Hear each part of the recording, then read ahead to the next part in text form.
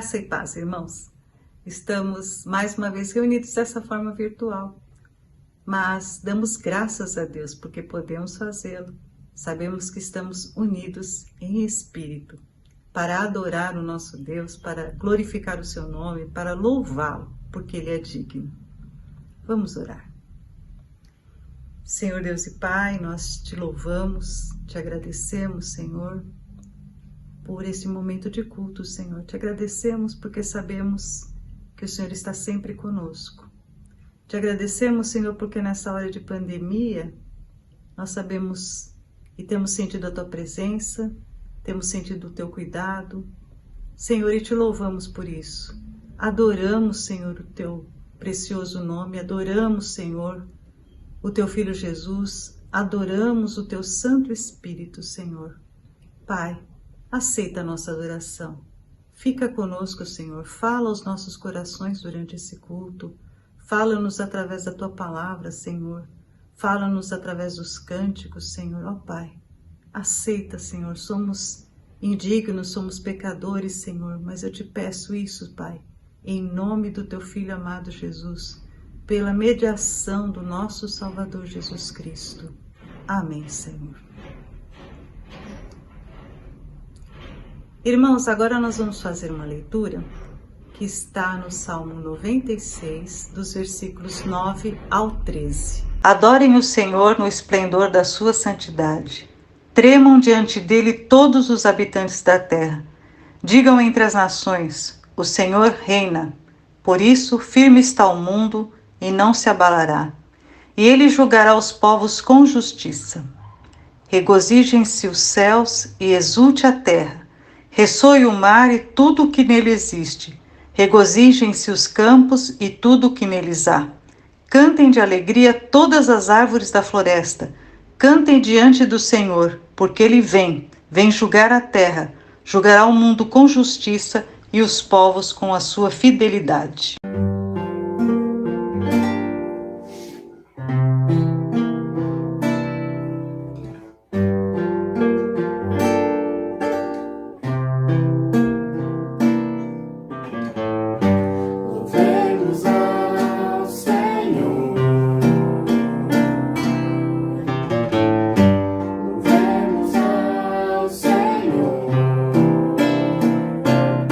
Adoremos o seu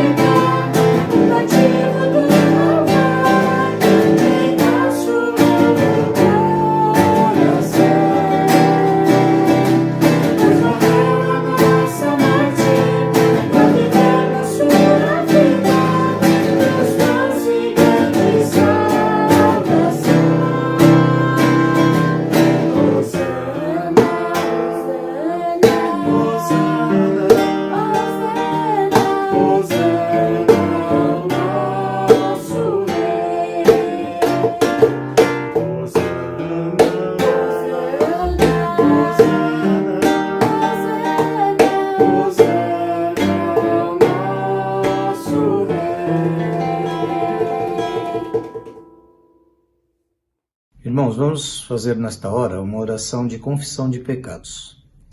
Senhor nosso Deus, nosso Pai querido, nós nesta hora nos colocamos diante da Tua presença, Senhor, para Te pedir que o Senhor perdoe os nossos pecados. Senhor, nós reconhecemos diante da Tua santidade que eles nos têm afastado de Ti. Por isso, Senhor, nesta hora eu e meus irmãos queremos Te suplicar, Senhor, em nome de Jesus, que o Senhor possa estar nos perdoando nesta hora. Senhor, aceita a nossa confissão, pois ela é feita, Senhor, na mediação poderosa do Teu Filho Jesus, o nosso querido e Salvador. Amém.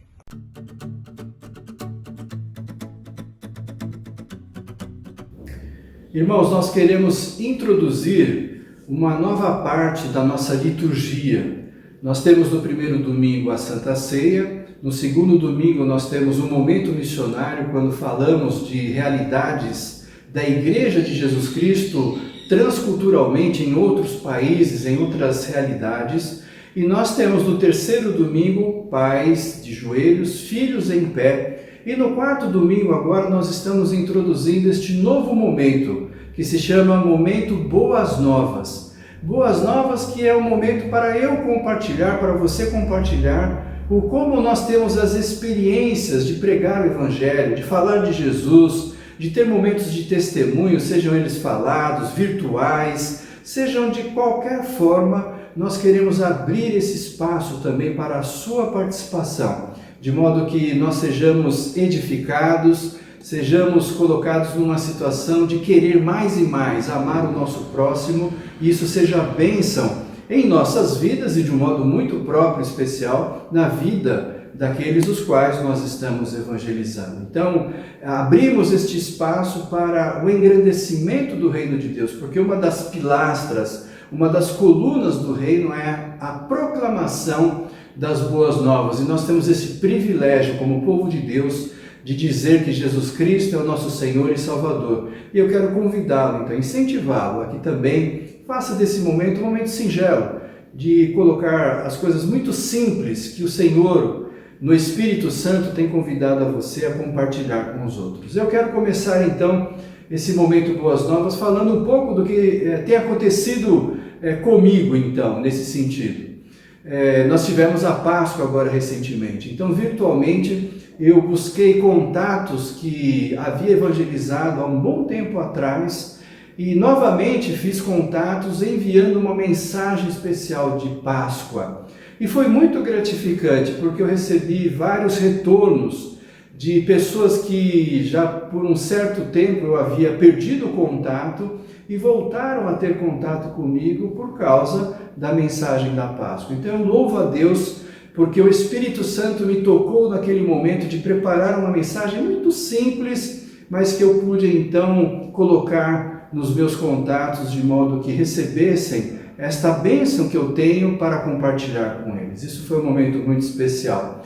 Tem sido um momento especial também a nossa vida virtual, porque apesar de nos limitar, não permitir que nós nos encontremos presencialmente, permite que nós continuemos na evangelização. Então, os podcasts, outras mensagens, reflexões que têm sido colocadas no nosso grupo e utilizadas para a evangelização, tem sido uma bênção na minha vida perceber que o Senhor utiliza esses recursos. Recentemente, nós tivemos um rapaz de Mogi das Cruzes que entrou em contato com a nossa rede social para dizer que estava assistindo alguns cursos, algumas atividades na vida da nossa igreja. E falou que se morasse aqui mais próximo, estaria, quem sabe, frequentando nossa igreja. Isso é muito bom. Esse é sinal que nós estamos alargando as nossas fronteiras e permite que outros possam também receber o Evangelho de Jesus Cristo. Falando de algo presencial, que nós podemos fazer também, não ter muito contato com as pessoas, mas quando você está entrando, seja no prédio que você mora, com seus vizinhos, pessoas ali próximas, nós sempre temos a oportunidade de aproveitar as oportunidades que Deus nos dá. Então isso é bênção para nós, é bênção para a vida da igreja. E sempre que eu posso, encontro o meu vizinho aqui ao lado e ele conversa comigo, eu converso com ele, trocamos informações, falamos da situação que estamos vivendo e podemos então compartilhar de uma palavra de esperança, de fé e de vida em Jesus Cristo.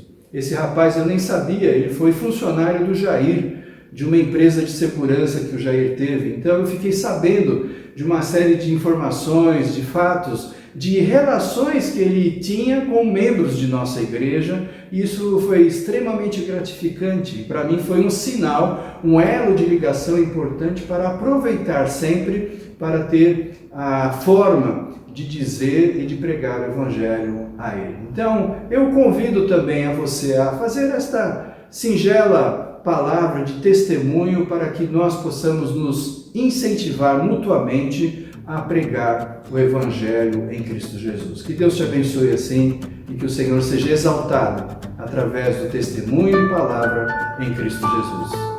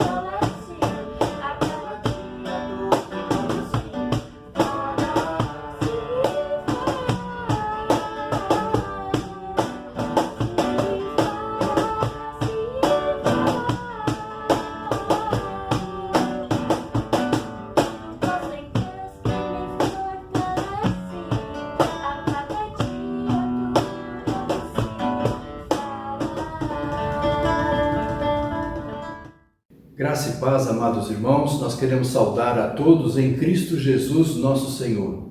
Nós estamos com saudade daquele momento de comunhão junto à nossa igreja, ao templo, mas nós pedimos a você que tenha perseverança, fé, confiança, sabendo que a vitória está vindo. O Senhor está preparando uma vitória para a sua igreja, de modo que nós possamos aprender em meio a todo esse processo coisas importantes também para a nossa vida espiritual, e o Senhor continua nos usando mesmo nesses momentos.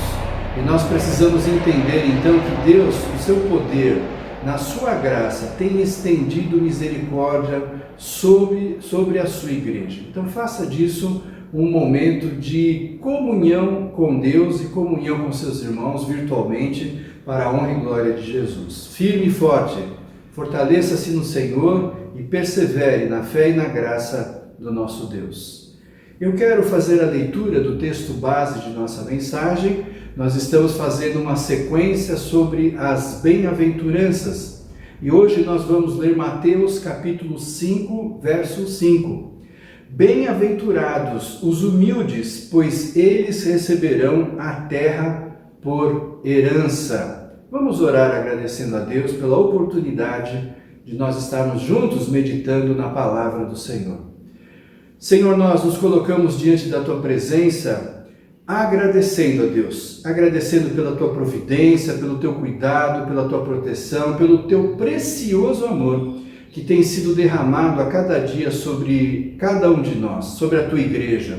Senhor, abençoa aqueles que agora estão assistindo este culto, os que são da nossa comunidade da fé, aqueles que nos visitam. Senhor, em nome de Jesus, coloca a Tua mão de graça, de modo que também se sintam assistidos, fortalecidos e cuidados por Ti, Senhor. Nós Te louvamos porque o Senhor tem nos dado, ó Deus, da Tua misericórdia, e pedimos, ó Deus, que haja então em nós um renovo, Senhor, um renovo espiritual, um renovo de vida, um renovo de nossa mente, para que tudo que nós façamos possa engrandecer o Teu reino, Senhor. Esse é o nosso desejo, pedindo que o Senhor abençoe aqueles que estão enfermos, seja qual for a enfermidade. Coloca a Tua mão de poder, Senhor, leva a cura, leva a restauração. Esse é o nosso desejo, de modo que eles possam também visualizar sinais do Teu reino através da bênção que o Senhor tem preparado para eles. Senhor, nós oramos, ó Deus, pelos enlutados, por aqueles que estão entristecidos, não somente pela situação que nos limita, mas por tudo o que acontece em nosso redor, e de um modo especial pela perda de entes queridos. Senhor, abençoa, consola, coloca a Tua mão de cuidado, de refrigério, Senhor. Nós intercedemos também, ó Deus, por aqueles que têm passado grande necessidade em nosso país, Senhor, mostrando o quão pecadora é a nossa nação, nas diferenças sociais, e hoje muito mais vulneráveis estão os pobres. Senhor, assiste os pobres na sua necessidade, na sua fome, na sua necessidade de sobrevivência, Senhor. Ouve o clamor do Teu povo, ó Deus, atende, Senhor, visita poderosamente para a honra e glória do Teu nome, Senhor. Nós buscamos em Ti, então, ó Deus, o nosso refúgio bem presente. Cuida de nós, ó Deus, abençoa esta nação. Cuida, Senhor, deste culto para que ele seja bênção de edificação na Tua palavra. É a nossa oração em Cristo Jesus. Amém. Amém, Senhor. Jesus anunciou o reino dos céus. Nós vimos isso nas mensagens anteriores. Cristo quer trazer aquilo que nos dá felicidade nesse reino. Felizes são, bem-aventurados, e nesse desejo, então, nós queremos continuar a meditar o nosso coração nessa realidade. Bem-aventurados os humildes, pois eles receberão a terra por herança. Esta bem-aventurança é algo difícil, porque quando você estuda um texto, quando você busca recursos exegéticos, você primeiro vê o que a palavra significa em português. Então, se você olha humildade, no nosso amigo Aurélio, humildade é a virtude que nos dá o sentimento da nossa fraqueza. Muito boa, muito boa o conceito de humildade que foi colocado. Mas está incompleto o senso com significado maior que nós temos na Bíblia. Então, o que você faz? Outro recurso exegético, você vai para as palavras originais. E nós temos, então, a palavra praos, né? Que é humilde, manso, paciente, meigo, suave, doce. São vários significados para esta palavra tão complexa, exatamente porque ela não tem o significado em si mesma, mas ela está ligada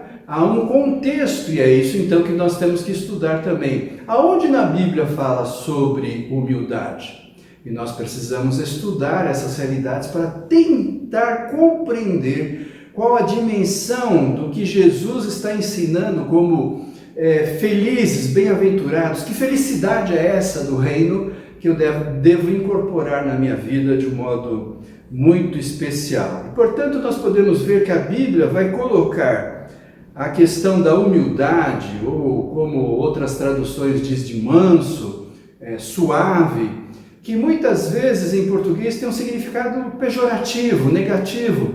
Pessoas que é uma pessoa mansa, uma pessoa suave, é visto como uma pessoa frágil, fraca, uma pessoa fracassada, uma pessoa que não tem senso, uma pessoa que é café com leite, né? Então nós temos esta percepção da palavra humilde, e a Bíblia então nos traz um contexto que sai da nossa realidade, da nossa cultura, e entra na cultura bíblica. Isso é importante, porque nós podemos então nos desassociar de uma realidade onde nós vivemos e como vivemos, para tentar entender os valores do reino de Deus, os valores do reino dos céus, e isso possa ser incorporado em nós.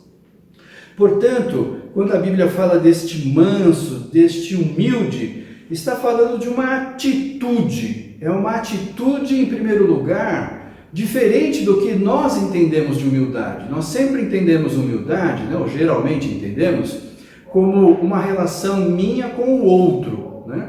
O como eu devo ser humilde para o outro. Mas a Bíblia apresenta uma dimensão de que a humildade começa de uma atitude minha em relação a Deus. E, portanto, este processo, esta atitude com Deus vai gerar em mim um coração humilde para com os outros. Ou seja, os outros vão ver em mim aquilo que acontece na minha relação com Deus. É muito este significado complexo, profundo, mas maravilhoso que a Bíblia fala sobre humildade. E nós poderíamos então tentar fazer uma definição contemporânea dizendo o seguinte: humildade é uma sinceridade pacífica, é uma integridade não violenta, é ausência de malícia, é não levar vantagem manipulando o outro. É fantástico isso, porque quando nós construímos esta dimensão contemporânea, nós percebemos que a humildade é muitas vezes muito diferente da maneira como nós a compreendemos e como a sociedade a compreende. Isso é importante para a nossa edificação em Cristo Jesus. Vários textos da Palavra de Deus vão nos orientar sobre isso. Eu quero citar alguns como referência, como forma de consistência para a nossa visão. Filipenses capítulo 2, versos 5 e 6 diz: seja a atitude de vocês a mesma de Cristo Jesus, que embora sendo Deus, não considerou que o ser igual a Deus era algo que devia apegar-se.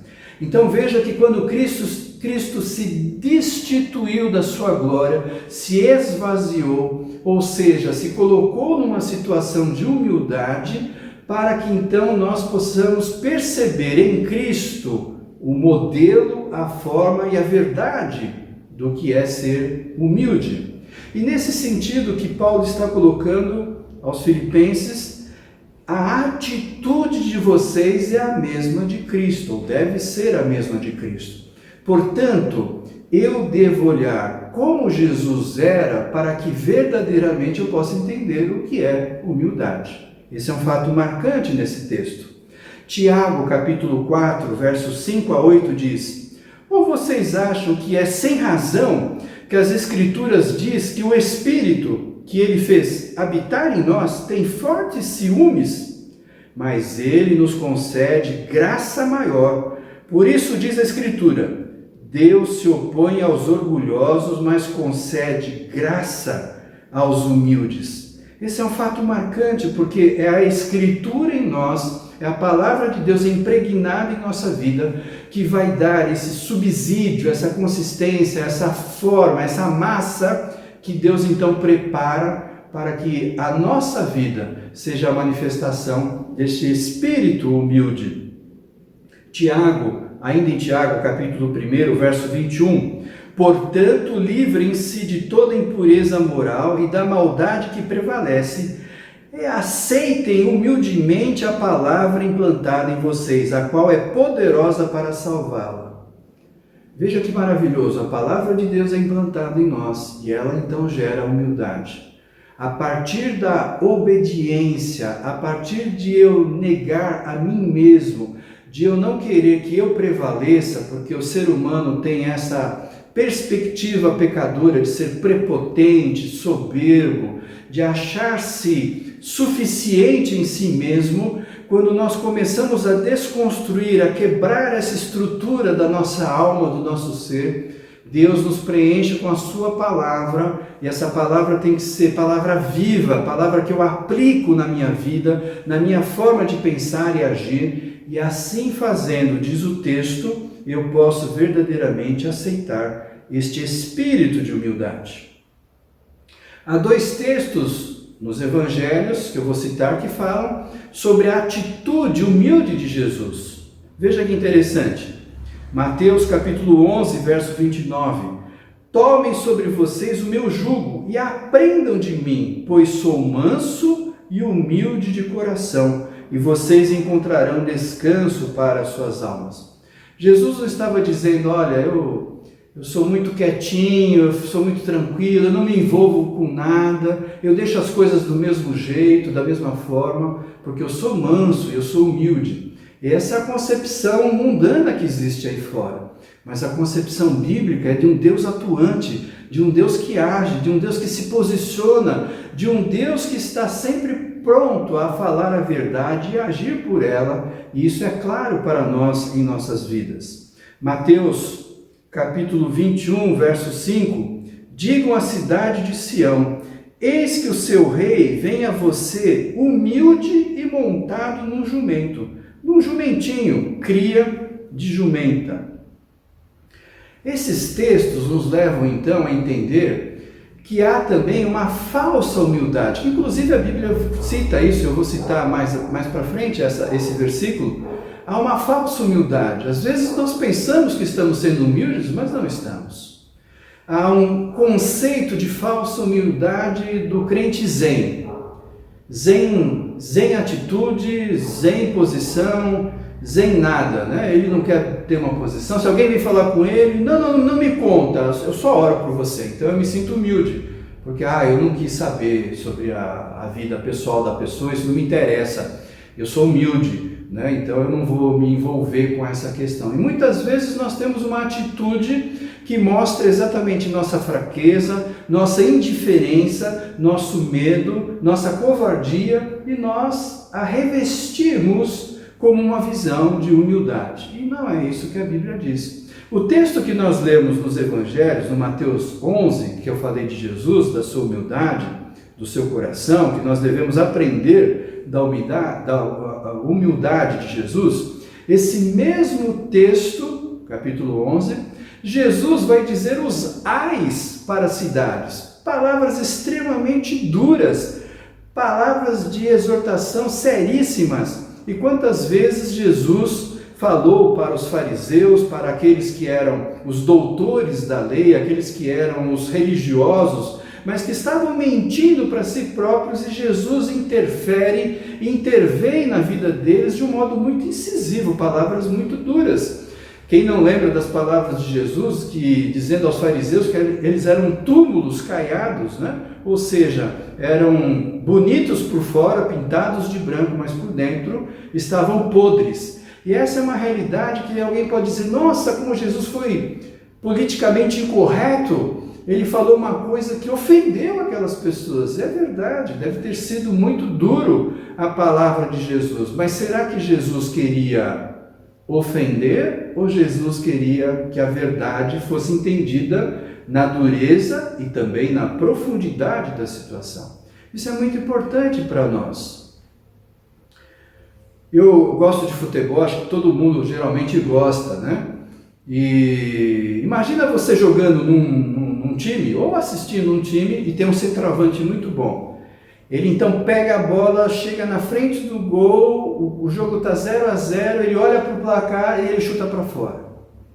Aí novamente ele pega a bola, matou no peito, preparou, vai encher o pé, chuta para fora. Ele driblou o goleiro, olha para o placar, chuta para fora. E aí quando ele é entrevistado, ele diz assim, porque eu sou um jogador humilde e deixar 0-0 não traz problema para ninguém. Todo mundo fica em paz, tudo fica jóia, legal, tudo fica zen, né? E essa atitude hoje no mundo é uma marca muitas vezes no meio evangélico brasileiro. Os crentes zen, né? Zen atitude, zen falar nada, zen fazer, zen nada. E essa perspectiva é totalmente diferenciada. E se você olha aquele centroavante, você vai dizer, peraí, você não está jogando futebol. As regras não são essas. O jogo deve ser vencido por alguém. 0-0 não é um bom placar. É um placar de ausência. E muitas vezes nós agimos assim. Nossa atitude diante do outro é uma atitude destituída de amor e de graça e que realmente não mostra aquilo que deve verdadeiramente ser feito, ser vivido e ser dito. E por isso nós temos que ter essa visão clara. Porque aquele que é humilde de coração, é manso no sentido bíblico, ele não faz as suas atitudes buscando interesses próprios. Ele não está se comparando, ele não está preocupado com o que os outros vão pensar da verdade que a Bíblia diz. Ele vai ser instrumento da verdade. E é interessante esse outro texto de Mateus 21, quando Jesus está entrando em Jerusalém, é um fato, como eu já disse, de humor, né? Deus é muito engraçado, né? O rei de Israel, o grande profeta, o grande homem de Deus, entra montado num burrico. Todo rei entraria montado num belo cavalo branco, e é exatamente assim que é apresentado Jesus no Apocalipse. Mas Jesus tem um senso de bizarro no que ele está fazendo, de modo a incomodar a vida das pessoas. E o texto fala que Jesus é humilde por fazer isso. Ele é humilde porque ele não está preocupado com o que os outros vão dizer dele. Esse é o rei, sentado, montado numa jumenta, num jumentinho, não pode ser. Não, esse rei eu não quero. Eu quero um rei poderoso, que tem uma espada grande, que fala grosso, que fala para os outros assim, eu vou dar porrada. É esse rei que eu quero um rei forte. Esse não é o rei que eu quero. É um rei fraco, é um rei talvez até frágil demais, é manso demais para o meu gosto. Essa perspectiva nós podemos perceber então que humildade é você estar conectado com o que a palavra, com o Espírito diz a você, porque Paulo vai colocar em Gálatas que ser humilde é do fruto do Espírito Santo. Um dos frutos é ser humilde. É um ato de Deus, é um exercício de Deus, não é um exercício que eu construo, não é um exercício que eu faço, que eu elaboro religiosamente, mas é a ação do Espírito Santo em mim, mas eu devo estar aberto a esta ação. Eu devo desejar, como já lemos, ser humilde, ser como Jesus, ser impregnado pela palavra, porque quando eu faço isso, verdadeiramente eu sou feliz no reino de Deus, eu sou feliz no reino dos céus. Eu sinto a presença de Jesus, que saiu lá do terceiro céu, do segundo, e veio para este primeiro, e invade a minha vida de um modo tão especial, que me faz uma nova criatura, e não sou eu mais quem vive, mas é Cristo que vive em mim, e eu me sinto então seguro. Eu não fico abatido pelo que as minhas interferências de personalidade, as minhas fraquezas, os meus medos, meus anseios, a maneira como eu fico preocupado de que o mundo está me olhando e me vendo, mas eu estou preocupado de saber se eu estou aprovado e eu tenho o sinal claro de que Jesus me dá paz.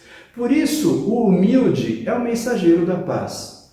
Ele não paga o mal com o mal, mas ele também responde à altura aquilo que está sendo colocado. Isso é muito importante a gente entender. Porque Jesus muitas vezes foi muito duro inclusive com os discípulos, né? Eu citei inclusive domingo passado, né? Vocês também não querem ir embora? Vocês querem ser meus discípulos? Esse povo está indo embora, vocês querem ir embora, né? E Pedro respondeu a Jesus, né?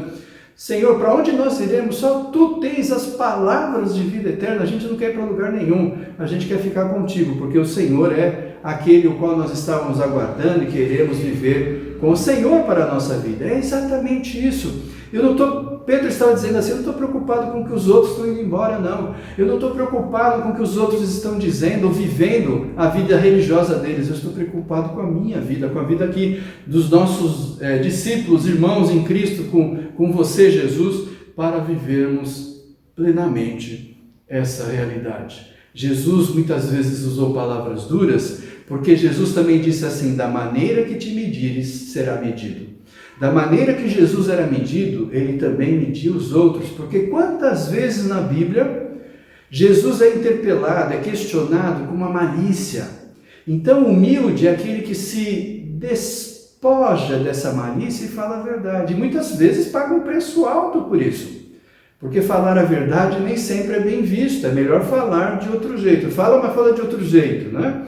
Então, esse conceito que a Bíblia coloca de humildade é que eu devo também saber responder à altura aquilo que está sendo colocado, como Jesus fez, mas eu não estou sendo desleal, eu não estou sendo manipulador, como nós percebemos muitas vezes, que as pessoas falam coisas para te manipular, para mostrar o seu desejo e a maneira como você tem que responder. Mas a pessoa humilde é uma pessoa liberta pelo poder do Espírito Santo para responder aquilo que Jesus espera que nós possamos responder. Há um texto na Bíblia muito interessante, Paulo é um dos que ensina sobre mansidão. Se você ler, nós vamos ver depois no texto de Timóteo, Paulo fala sobre mansidão e humildade, e no capítulo 23 de Atos, se você ler, né, Paulo está preso ali, né, junto ao Sinédrio. E vem um homem e fala assim, o que você está fazendo? Eu estou proclamando a palavra de Deus. E aí esse homem fala assim, faz um sinal e alguém vai lá e dá um tabefe na boca de Paulo, né? E Paulo não faz assim, eu não vou responder nada, eu vou ficar em silêncio, porque eu sou humilde. Paulo diz assim, caiado de branco, Deus vai te pegar. É muito interessante isso. Paulo é Paulo, né? Paulo é fantástico. Então nós percebemos que a resposta que Paulo coloca, ele não está querendo o mal daquela pessoa, mas ele está dizendo, toma cuidado com quem você está mexendo, porque você está mexendo no ungido de Deus, e quem faz isso pode ter qual for a posição social, pode ter qual status e poder que for, pode conhecer a teologia que quiser, mas se você se colocar como oposição a Deus, na sua soberba, na sua prepotência, Deus humildemente vai aniquilá-lo.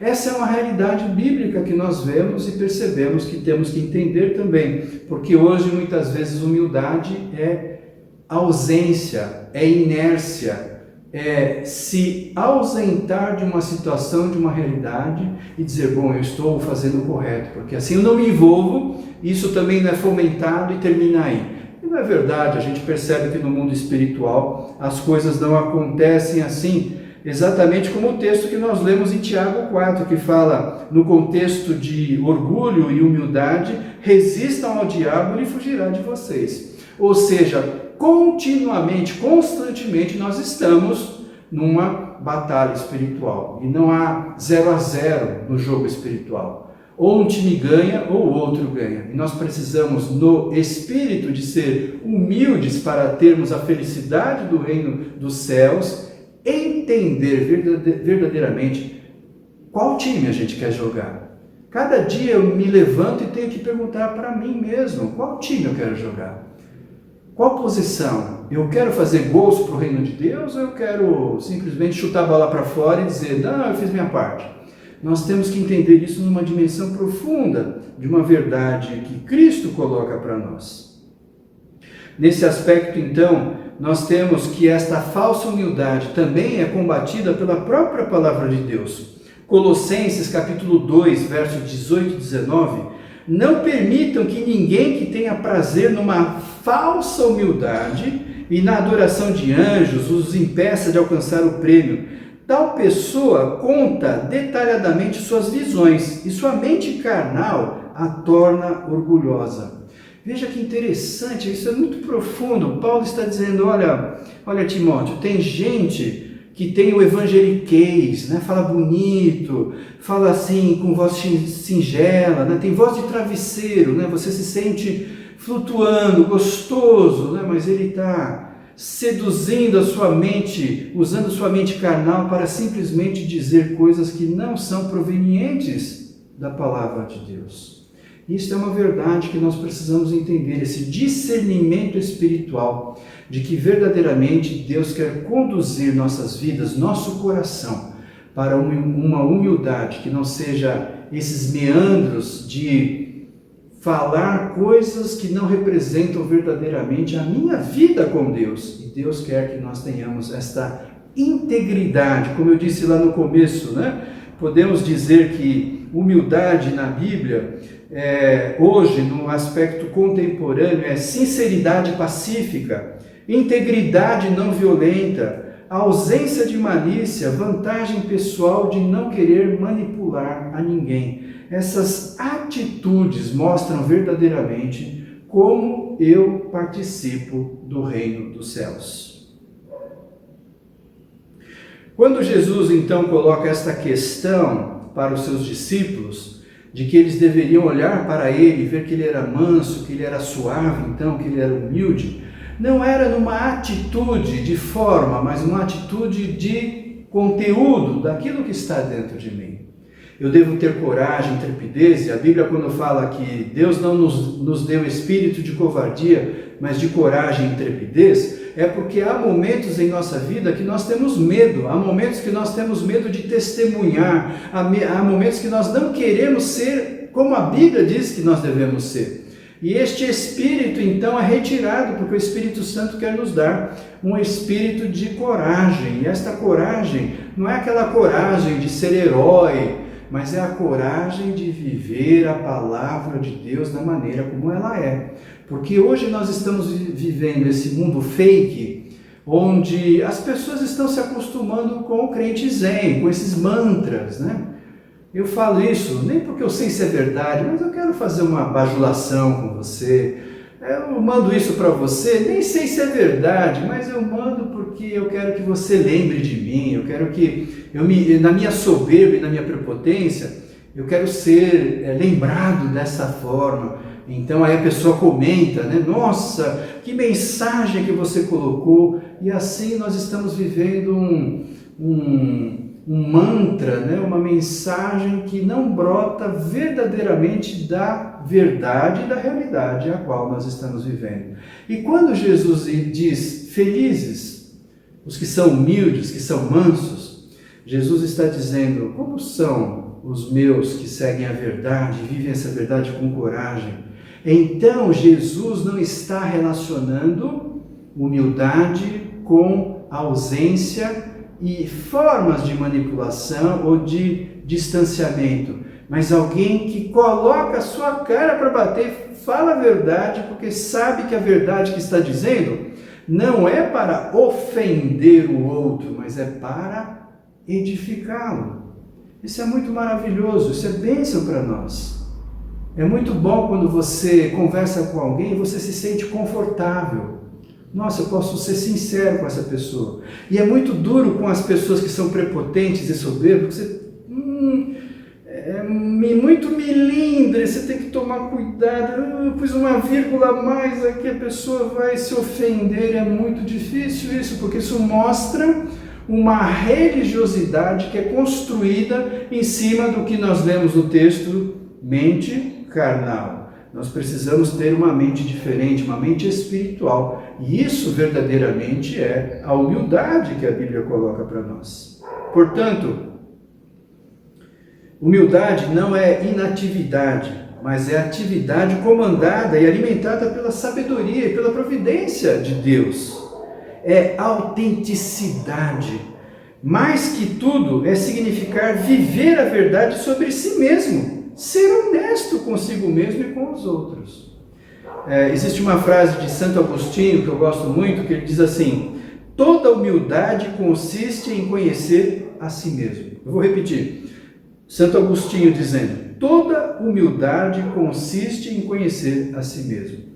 Se eu me conheço e sei minhas fraquezas, minhas fragilidades, meus anseios, meus medos, eu vou permitindo que o Espírito Santo me santifique. E santificação é remodelar de Deus, é o moldar de Deus de áreas da minha vida que são inconsistentes, que ficam preocupadas com aparências, que se dilui quando outros fazem críticas, porque eu não aceito, a minha autoestima é muito baixa, e eu não consigo conviver com alguém que está sendo contrário à minha vontade.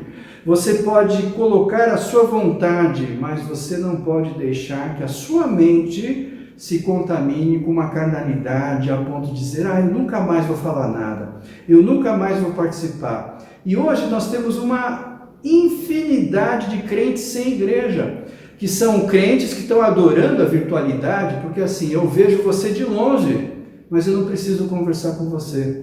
Eu vejo você de longe na televisão, mas você é que nem um programa que eu assisto depois do seu culto, que eu vou assistir outro programa. Isso não modifica e não traz nada de mudança na minha vida.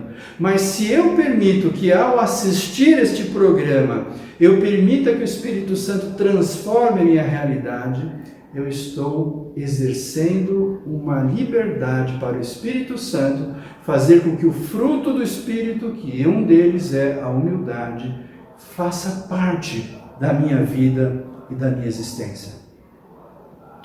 Meu amado, esse texto maravilhoso das bem-aventuranças, da terceira que nós estamos meditando hoje, termina dizendo que herdarão a terra. Por que herdarão a terra? Por que nós vamos ter uma herança? Por que Deus então fez uma herança para nós? Por quê? Porque são pessoas que já estão preparados para viver nela.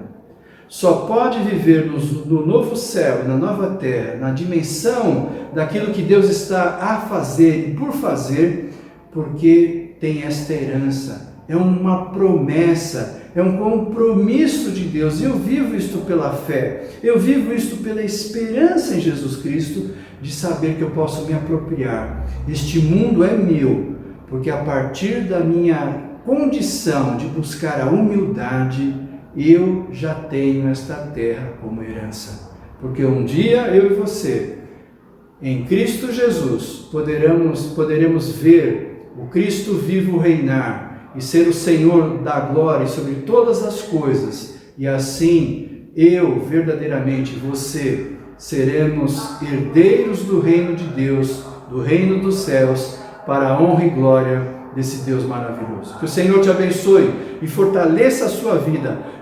Bem-aventurados os mansos, os humildes, porque herdarão a terra. Deus te abençoe assim.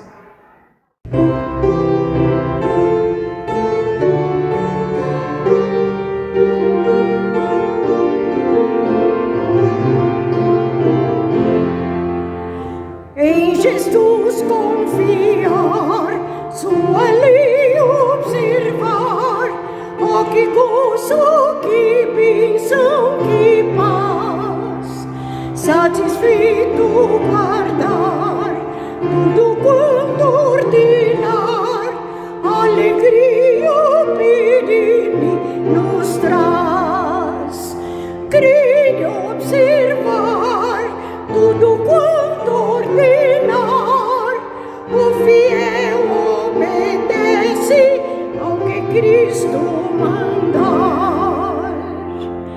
Que delícia de amor junto com o Senhor, quando crente, zeloso e leal, o seu rosto mirar, seus segredos privar, receber seu consolo real.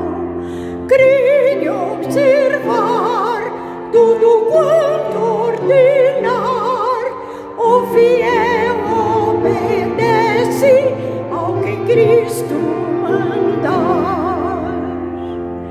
Resoluto, Senhor, e com zelo e fervor, os teus passos queremos seguir, teus preceitos guardar, o teu nome exaltar, sempre a tua vontade cumprir. Crer, observar tudo quanto ordenar, o fiel obedece ao que Cristo mandar.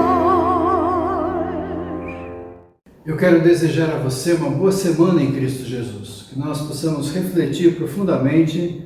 Eu espero ter conseguido levá-lo a uma reflexão, talvez não foi possível totalmente, claro, mas eu oro para que o Espírito Santo possa fazer aquilo que eu não pude fazer, que o Senhor possa iluminar, abençoar, esclarecer sua mente, seu coração, para que verdadeiramente nós sejamos um povo humilde diante do Senhor e essa humildade extrapole a nossa realidade espiritual e mostre-se fisicamente para os outros. E que nós saibamos ter discernimento e sabedoria. Nós vivemos dias muito difíceis hoje, de muita manipulação, de muitas palavras que são palavras covardes, mentirosas, né?